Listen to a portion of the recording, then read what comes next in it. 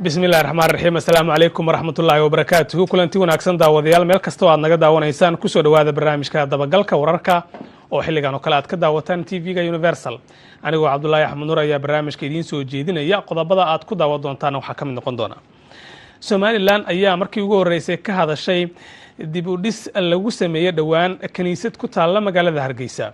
haddaba diinta islaamku maxay ka qabtaa maxay xukuumadda Somaliland arintaasi ka tiri waxaan idin hayaa waraysi iyo shir jaraa'id oo uu ku qabtay magaalada Hargeysa maanta wasiirka diinta iyo waqaafta Somaliland qodobada kale ee barnaamijkeena aad ku daawan doontaan waxa ka mid noqon doona guddiga doorashooyinka madaxa bannaan ee Soomaaliya ayaa toddobaadkii la soo dhaafay warbixin ka horjeediyay golaha shacabka ee Soomaaliya warbixintaas oo isugu jirtay caqabadaha guddiga hor yaalla iyo waxyaabihii uu qabsoomay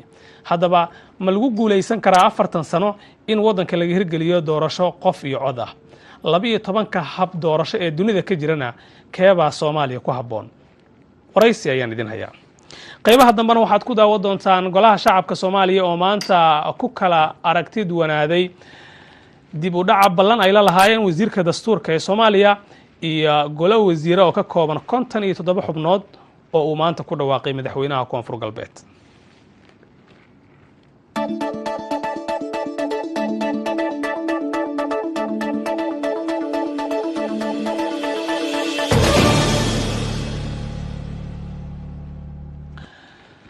waxa aad loo hadalhayay maalmihii u dambeeyay dib u dhis lagu sameeyay kaniisad ku taala magaalada Hargeysa taasi oo warbaahinta iyo baraha bulshada aad la isla dhex maray waxana lagu kala aragti duwanaaday dib u dhiska kaniisadaasi wasiirka diinta iyo waqaafta Somaliland Sheekh Khaliil Cabdullaahi ayaana markii ugu horeysay shir jaraa'id oo qabtay kaga hadlay arintaasi بسم الله الرحمن الرحيم الحمد لله رب العالمين والصلاة والسلام على سيد المرسلين نبينا وحبيبنا محمد وعلى آله وأصحابه أجمعين halkan maanta taariikhdu ay 30 bishii toddobaad 2012 waxa xafiiska wasaaradda diinta iyo waqaafta ku qabanayna shir saxaafadeedkan intii ugu horeyntii Allah mahadle nabiga Muhammad sallallahu alayhi wasallam dalka Somaliland waxa uu leeyahay dastuur uu ku dhaqmo oo ku saleysan diinta islaamka dastuurkuna ma ogola in diin islaam ahayn lagu fidiyo geyga Somaliland midna mana ogola in dadka Somaliland diintooda bedelaan shariicada islaamka ee dastuurka Somaliland kama soo horjeedo dadka ahlu kitaabku inay dalkeena yimaadaan oo ay ka shaqeystaan ama sifo sharci ah nugula joogaan mana diidayso inay dalka ku cibaadaystaan goobihii ay hore u lahaayeen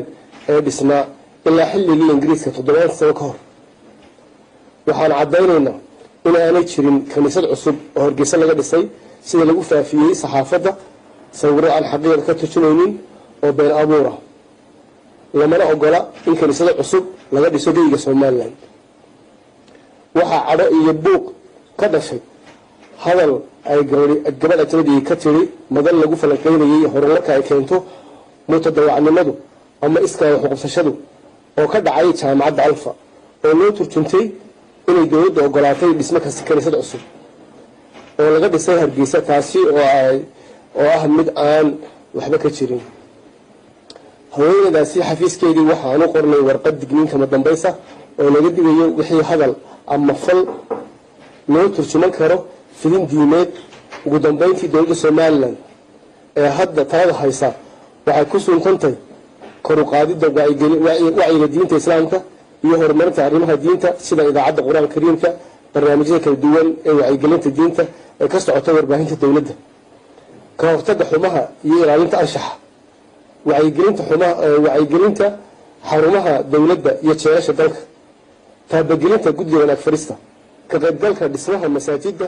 iyo madrasadaha Sheekh Khaliil Cabdullaahi wasiirka diinta iyo waqaafta Somaliland ayuu kaasi ahaa haddaba dooda arintan ka dhalatay ay baahiyeen warbaahinta qaar iyo baraha bulshada maxay shariicada islaamka ka qabtaa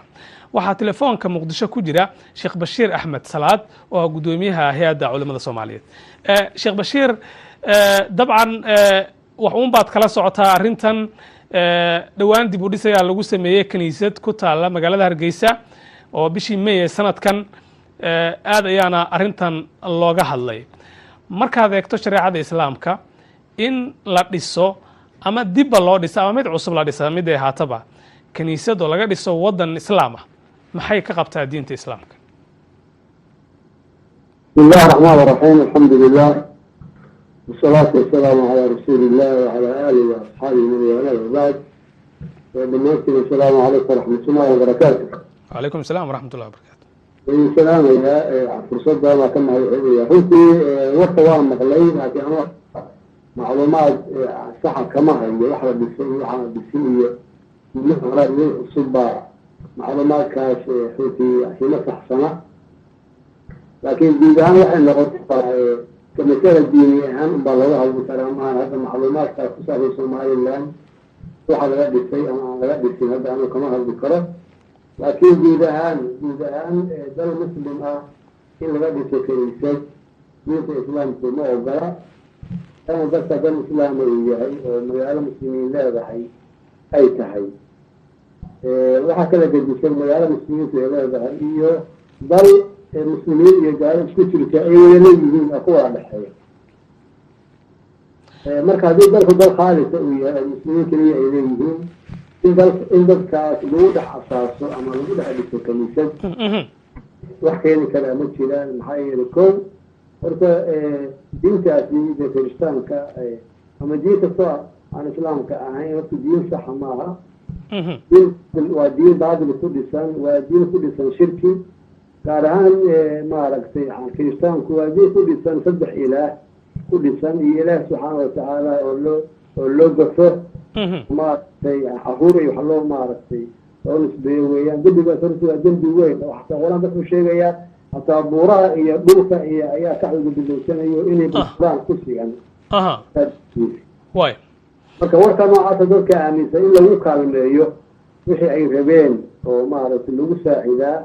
دين الإسلام ثم أقرأ واي ما رأس دي مركا أي دلكو دي شوغان أما دلكا أي قيد كل يهينو أي قيبته قد السنة يعني هذا أرجع أيه خسية لما أقول محيرة يحولكم يحول ودين عن بعض لو التاجر ويان الله سبحانه وتعالى تحولي ولا وتعاونوا على البر والتقوى ولا تعاونوا على الإثم والعدوان مركا عندها تكون راعين أو إجماع وحلو يقانوا حويه إن ضل المسلمين عن كنيسة الكنيسة وإجماع والمدوي محيرة الدين حربا واي waxay keeni kartaa in diinta lagu fitnoobo ama dadka qaarkood ay waay ayay keeni kartaa marka ma in la dhiso kiniisad cusub ayaa la diidayaa mase mid dhisan iyadu in dib u dhis lagu sameeyo diintu way ogashaa oo marka hore maxaa dhisay dalku maadaama dal Soomaali uu ahaa dal muslimiin dalkan waxa yimid Soomaali ma ahayn gumaysi حتى قف عادي أما واسدة gumaysi كذا كنيسة حتى قولي عادي ما يلان كانوا gumaysi واي أقول ممكن ما لها وحوم ما لها تدوك عن لهين وأن قولي الله أقلين سبيعان يقانون عن وأن تتكلم خيراتي الله أقلين دلتي الله أقلين ديتي الله أقلين حتى قررت الله يهرسم عليه ما عرفت رجل جنب السيبة ما عرفت سومالي لان إنجليز waxaa lagu shardiyay inuu maaragtay badda uu dego ama maaragtay naawihiisu ay badda ku dhalaan ayaa lagu shardiyay asalayaa warnacaas naqli jiray waxa weeye niman aan dalka lahayn oo gumaysta ah inay keliya ka dhistaan hada waxa wax karmada ah qaanuun ma aha waxaad ogtahay ummadda islaamka ee dunida ku nool wadamada reer galbeedka masaajida ayay ka dhistaan ay ku cibaadaystaan wadamada ay ku nool yihiin waxa weeye fiiri dhulkan uu ka dhistay dhulka yaa siiyey waa baadil moogta dhulkan iskama laha hadda maarin meeshaan kiniisadu ka dhisan tahay see u hela ninkan waay marka intaa ka gudubna sheekh bashiir ummadda islaamka ee ku nool dunida gaar ahaan wadamada reer galbeedka iyagu waxaa loo ogolaadaa inay masaajida dhistaan goobo ay ku cibaadaystaanna way ka dhistaan wadamada qaar so marka dhinacaas la eego qudheeda ma muuqanayso in dadka kale ee dunida ku nool ee diimaha kala haystaa iyagu ay ogol yihiin in lala noolaado oo diinta islaamka dadka haystaa ay ku cibaadaystaan goobahooda dowladdaasi moogtahay kow horta waxa weeye dalku haddii muslimiin مثلا مسلمين طليان يبقى تبقى مسلمين انجليزي تبقى او دولة وضع تبقى وامد كلا waxa way dawladaha ayaga umada gumeystay ayaga waani waxa ayaga dalkooda geeyay ingiriiska asaga hindida geeyay asaga Bangladesh geeyay asaga ka gumeystay ku shaqaysay ku xamaashay oo asaga ka dhigtay ay u dhinteen u baaba'een kadib asagu wado dalkiisa askartiisa raayadiisa ahana sakin muslimiinta haweeye waa maartay ingiriis iyo maartay Talyaani iyo Faransiis islaami weeye dadkan kala tagana qaar asaga geeyay askartiisa ayay ku xamaashay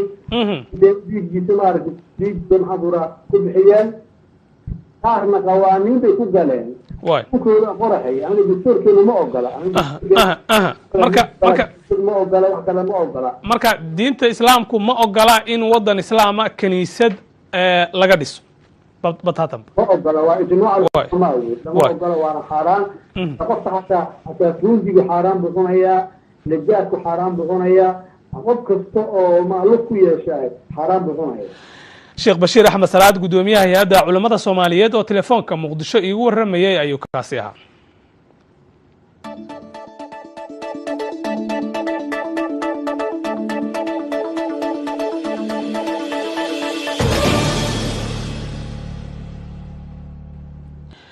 toddobaadkii la soo dhaafay gudoomiyaha guddiga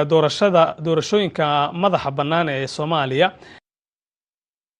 Xaliime Ismaaciil ayaa baarlamaanka ka horjeedisay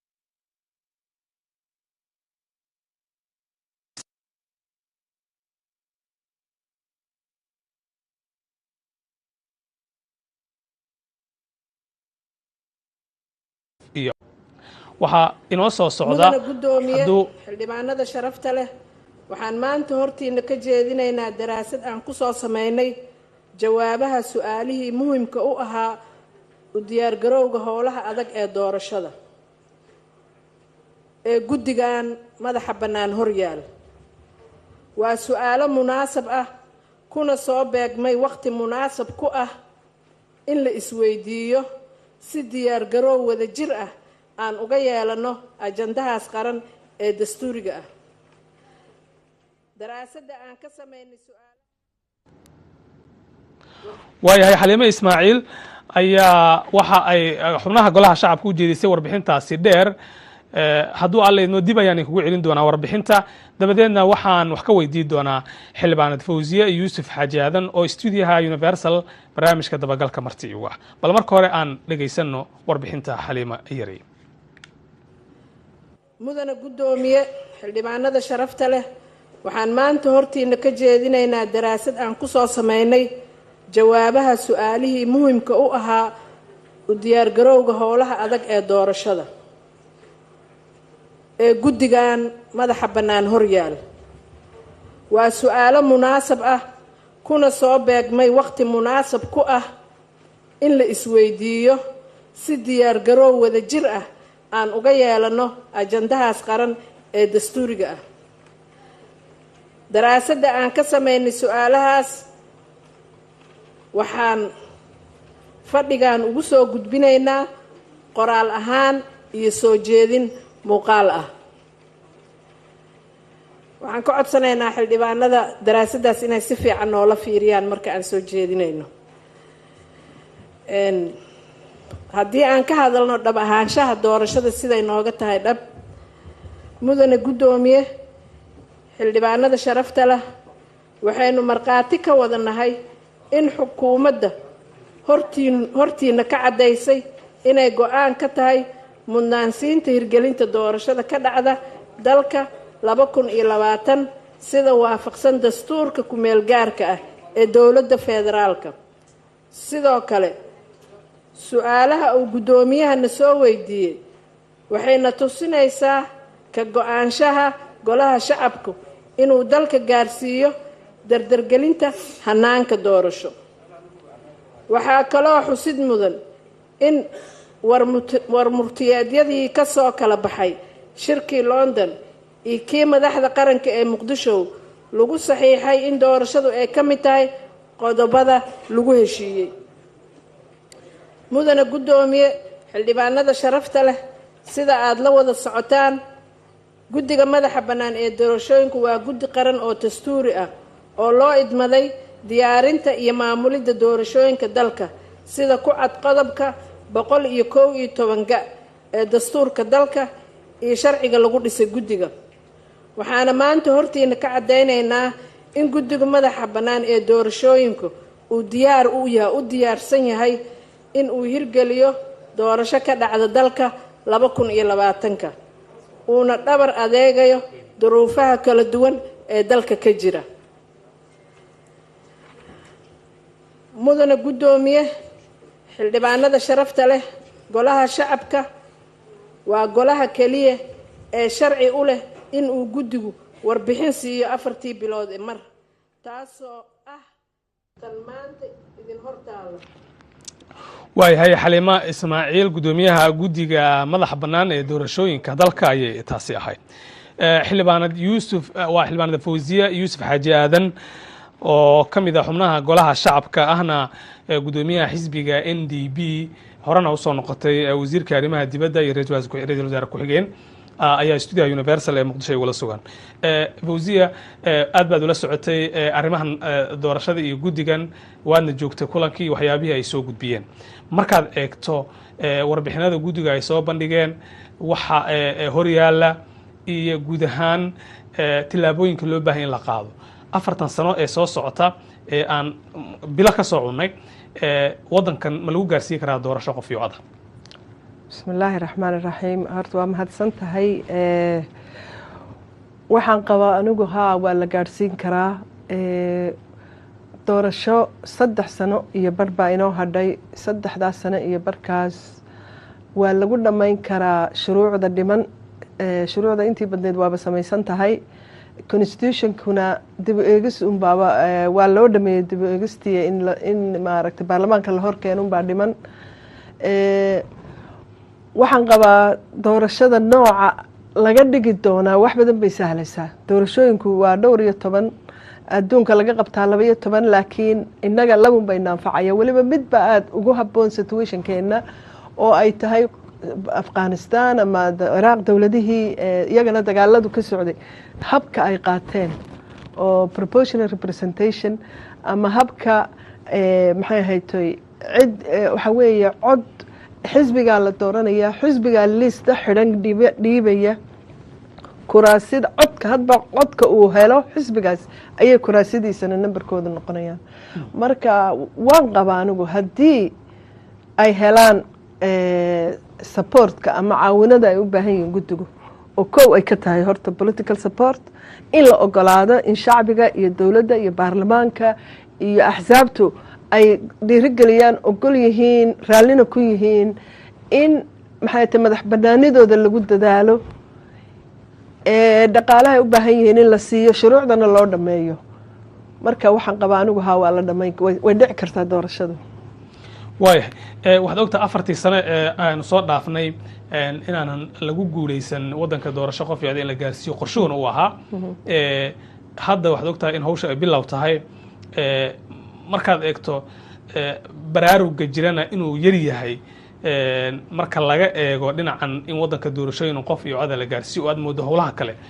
in aad loogu mashquulsan yahay, oo xitaa guddigii aanay helin miisaaniyaddii qaybtii ay ku lahaayeen. oo aad dabcan ogtahay inay guddoomiyuhu sheegtay in wasaaradda maaliyadda aan miisaaniyaddii sanadkan 2017 lagu soo darin. guddi aanba haysan dhaqaalihii wuxuu ku shaqayn lahaa. fawziya, sidee looga sugi karaa is leedahay in shaqo kaloo badan oo wadankan mustaqbalkiisa ku xiran uu qabto wadankana doorasho u gaarsiiyo? horta mas-uuliyadda koowaad dowladda leh. miisaaniyadda dowladda mas-uuliyaddeeda iskale. baarlamaankuna wuxuu leeyahay dabagal iyo duljoogis iyo magaranaysaa ilaalin in shuruucda maxay ahayto loo hirgeliyo sidii loo dejiyey. miisaaniyadda iminka laguma darin, laakiin waa laga dooday, waa laga hadlay, go-aamanana waa laga soo gaadhay. 3 sano iyo bar ma yara. shuruucda laga doonayo doorashada inay lagu galo ee ay qasabka tahay waa 8. laba mooyaane inta kale waa diyaar marka constitutionka lagu daro oo in yar xoogaa dib u eegis iyo xoogaa in dowlad goboleedyada lagala heshiiyo ay hadhay haddii xitaa laga gaadhsin waayo constitutionka gaab ma jiro kii horaa la isticmaalaya sharcigu waxa weeye in constitutionadii hore ee yaalay sida haddaba loogu shaqeeyo marka cilada keliya hadda taagan ee ugu adag waa miisaaniyadda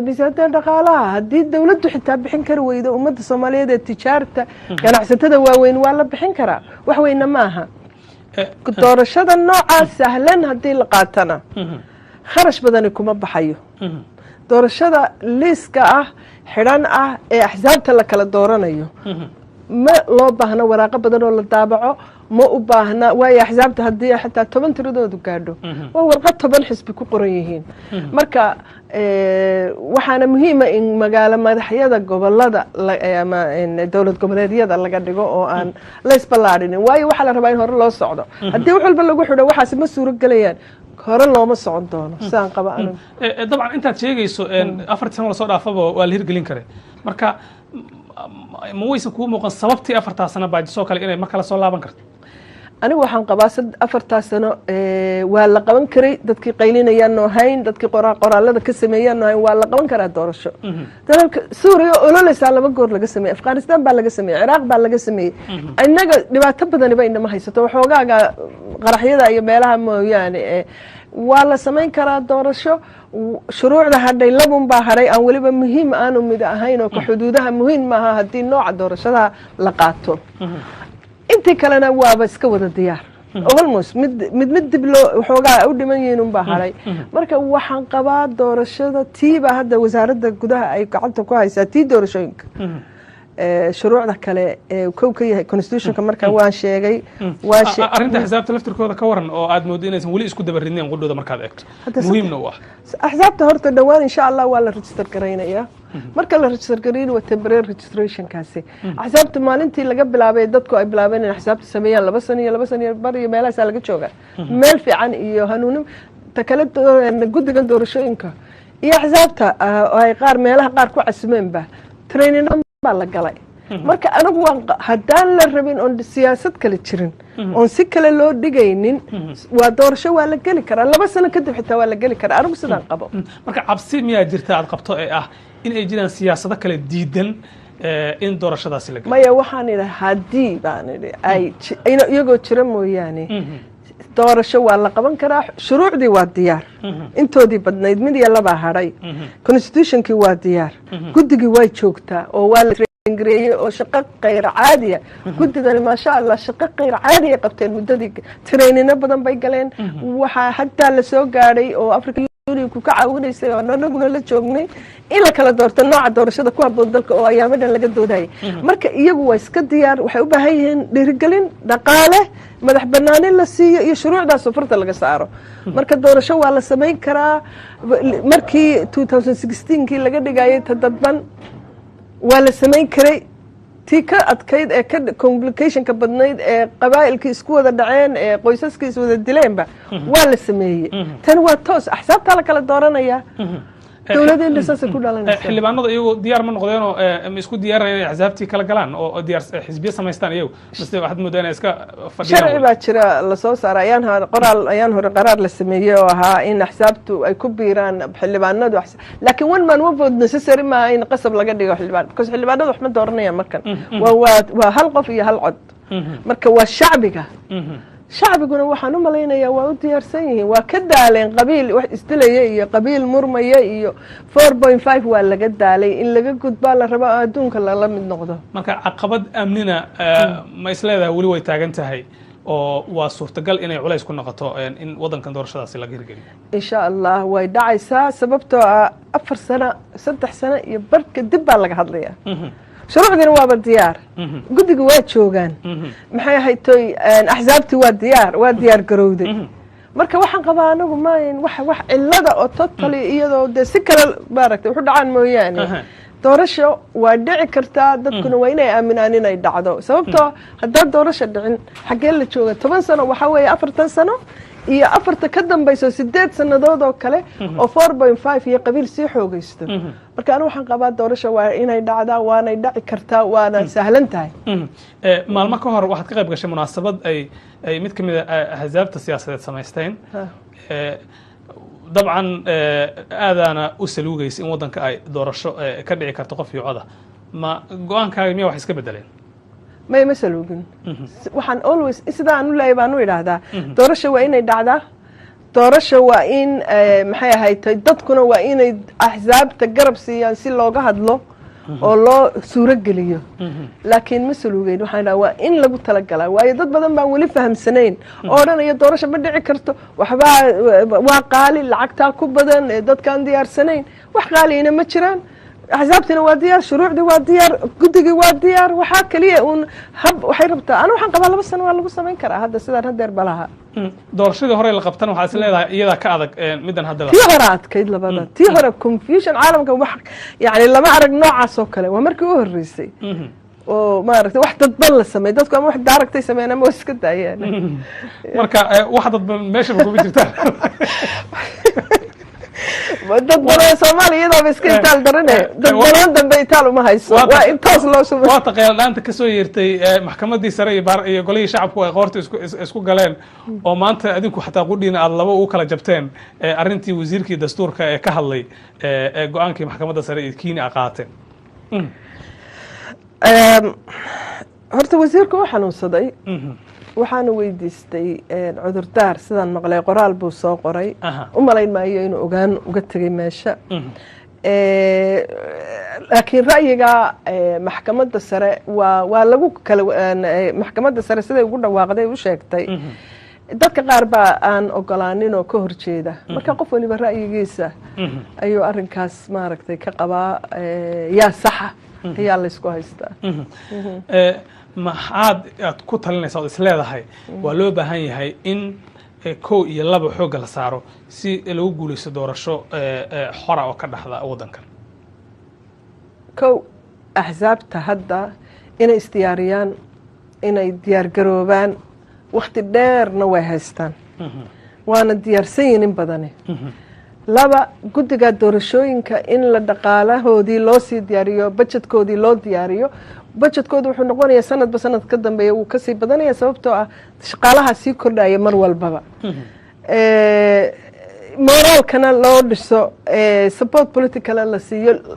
la wada diyaar garoobo dadku waa inay xisbiyada baarlamaanka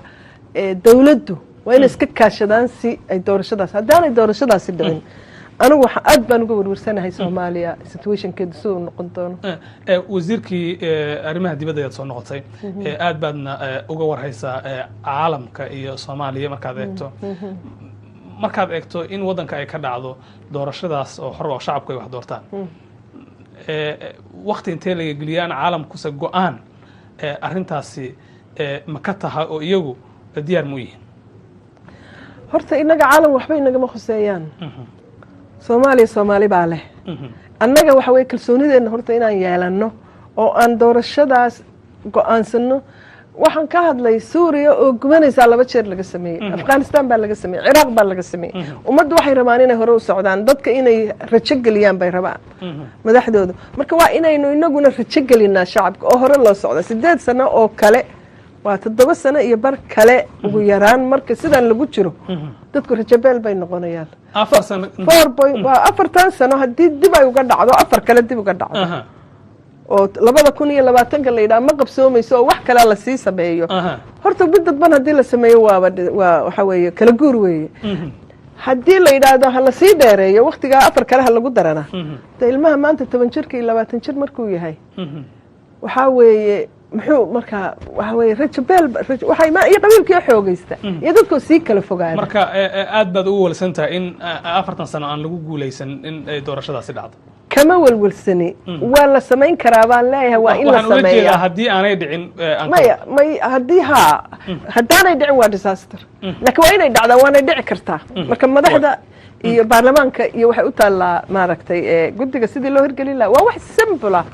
tii dhaweyd baa ka adkayd sidaan u idhi waay aad baad umahadsantaha xildhibaan fawziye yuusuf xaaji aadan oo ka mid ah xubnaha golaha shacabka ahna guddoomiyaha xisbiga NDP oo barnaamijka dabagalka igala qayb gelaysa caawa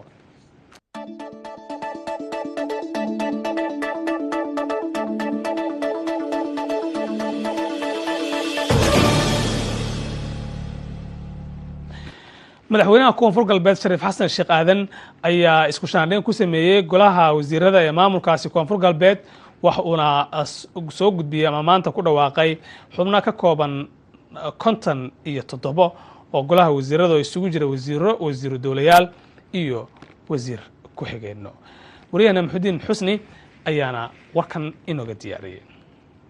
24 wasiir ku-xigeenadeeda iyo 9 wasiir dawliyaal ayaa ka soo dhex muuqday isku shaandhaynta madaxweynaha dawladda koonfur galbeed uu ku sameeyey golihiisa wasiirada nuurdiin yuusuf abuukar oo ah afhayeenka madaxweynaha koonfur galbeed ayaa munaasabadda lagu soo bandhigayey liiska wasiirada ka akhriyey goobta sheekh xasan ibraahim lugbuur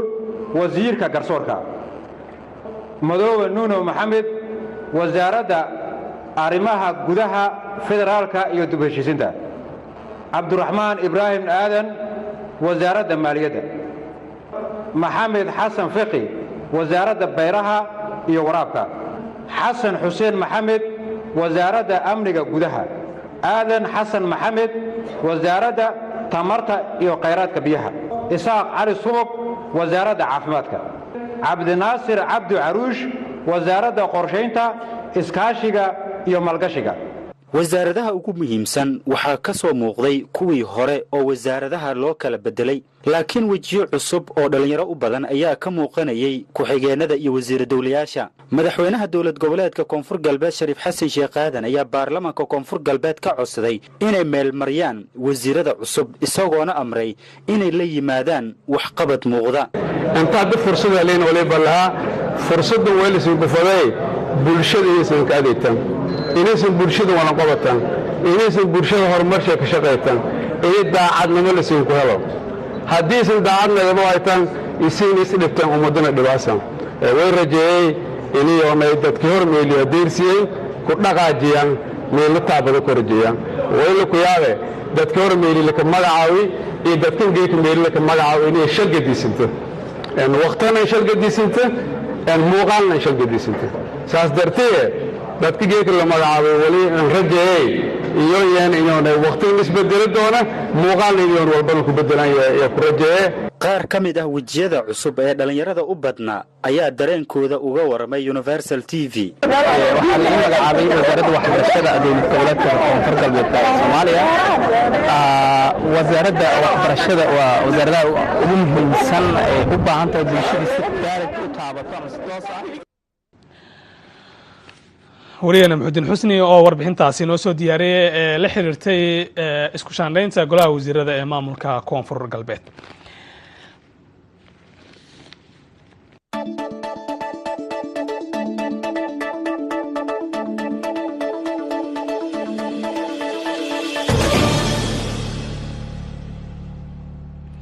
qaybihii dambe ee barnaamijka dabagalka ayaynu soo gaarnay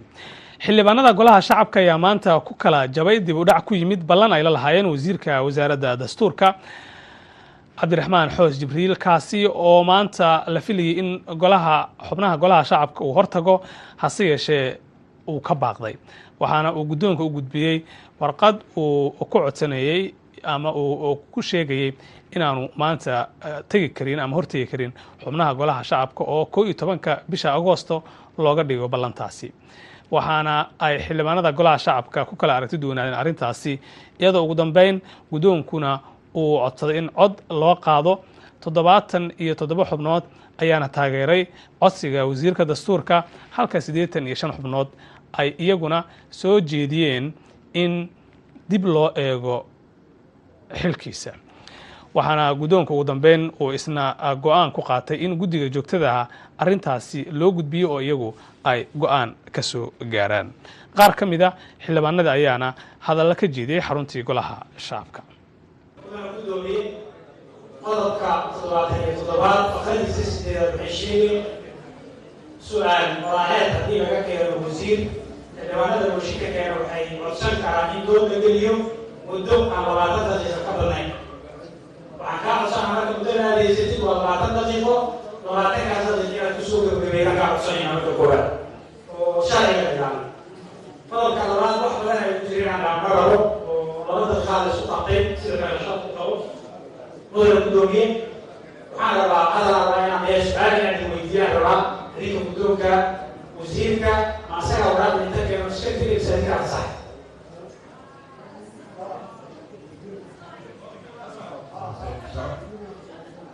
haddii adinka aad nafasixin mudane gudoomiye sida ku xusan qodobka 19aad faqradiisa labaad xarafkiisa c u yeerida ra'iisul wasaaraha xubnaha golaha wasiirada gudoomiyaasha guddiyada qaranka iyo xafiisyada madaxa bannaan mas-uul kasta oo loo yeero